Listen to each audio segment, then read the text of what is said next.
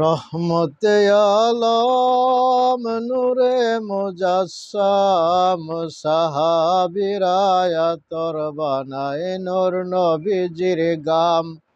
হায় হায় সাহাবীরা তোর বানায় নূর নবীজির গাম। ওরে জানো মানো শুনো ওগো আমার নবীজি, তাহার প্রেমে কোরবান হইল চন্দ্র সূর্য তারকারাজি। আরো শুনবানি সুন্দর কাহিনী, জান্নাতের রুমে রুমে লেখা নবীর নাম নবী। সরদারে আলম নবী নূরে মুজাসসাম সাহাবীরা তোর বানায় নূর নবীজির গাম। হায় হায় সাহাবীরা তোর বানায় নূর নবীজির গাম। ওরে উস্তুনে হান্নানা ছিল একটা খেজুর গাছের নাম। ওরে উস্তুনে হান্নানা ছিল একটা খেজুর গাছের নাম। তারি ধরে কুদবা দিতেন রাসূল আকরাম। গাছটা নবীর বিরহে সদাই কাঁদিতে হে। হতবাক হইয়া যাই যত সাহাবী আকরাম।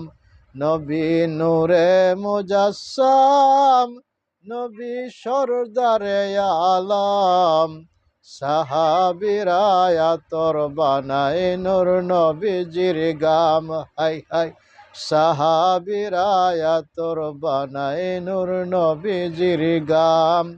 ওরে আমরা সবাই নবীর প্রেমিক নবীকে জানাই।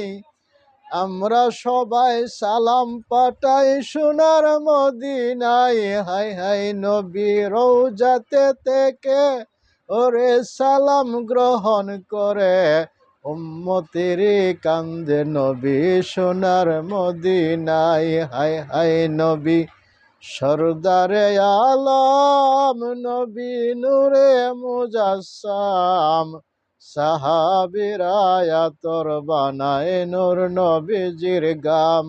হায় হায় সাহাবীরা তোর বানায় নূর নবীজির গাম। আলহামদুলিল্লাহ আলহামদুলিল্লাহ নাহমাদুহু ওয়া নাস্তাঈনুহু ونستغفره ونعوذ بالله من شرور أنفسنا ومن سيئات أعمالنا. من يهدي الله فلا مضل له ومن يضلله فلا هادي له. ونشهد أن لا إله إلا الله وأن محمدا عبده ورسوله.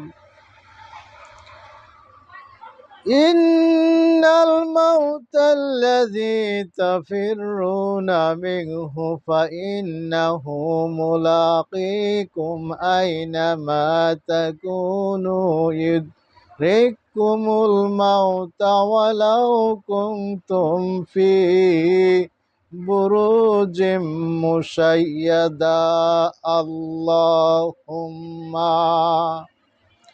صل على سيدنا مولانا محمد وعلى آل سيدنا মাওলানা মুহাম্মদ দয়াল নবীর আগমনে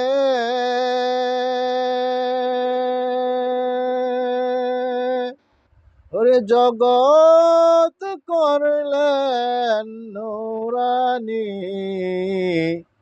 পাক কদমে সালাম জানাই, জংলার বাগার হরিণী আল্লাহুম্মা সাল্লি আলা সাইয়্যিদিনা মাওলানা মুহাম্মাদ ওয়া আলা আলি সাইয়্যিদিনা মাওলানা মুহাম্মাদ।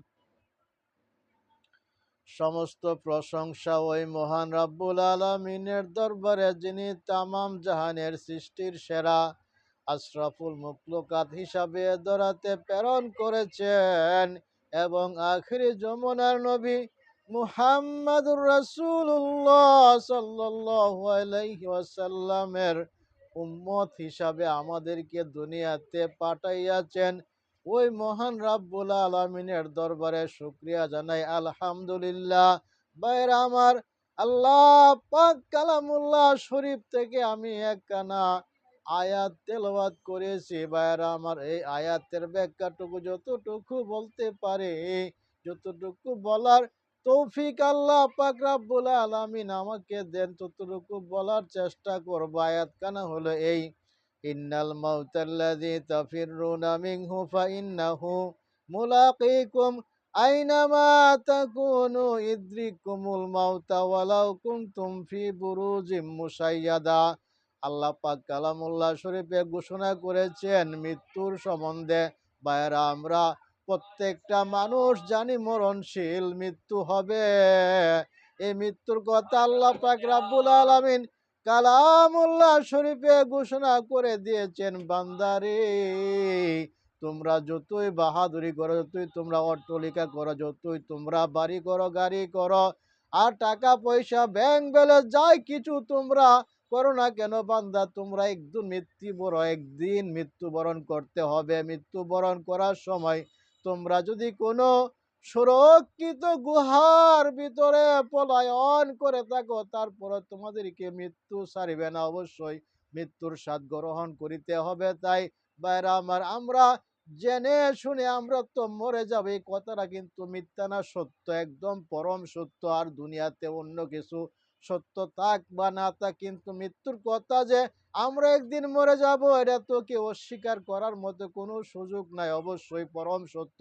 এই কারণে মৃত্যুর কথা চিন্তা করতে হবে। মৃত্যুর কথা চিন্তা করার পরে আমরা চলতে হবে সঠিকভাবে আল্লাহর হুকুম মতো, রাসূলের রিসালাতের মতে।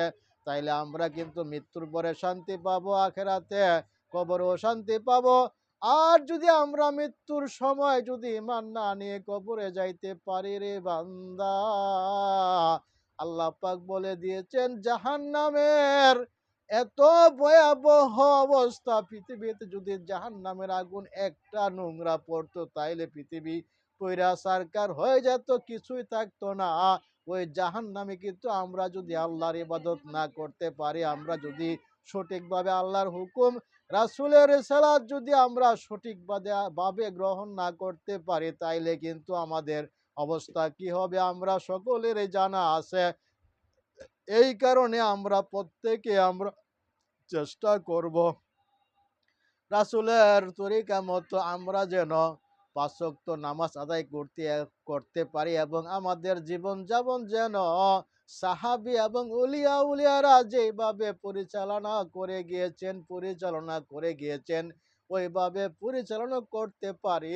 এইভাবে আল্লাহর দরবারে আমরা প্রার্থনা জানাইয়া আখির আলহামদুলিল্লাহি রাব্বিল আলামিন।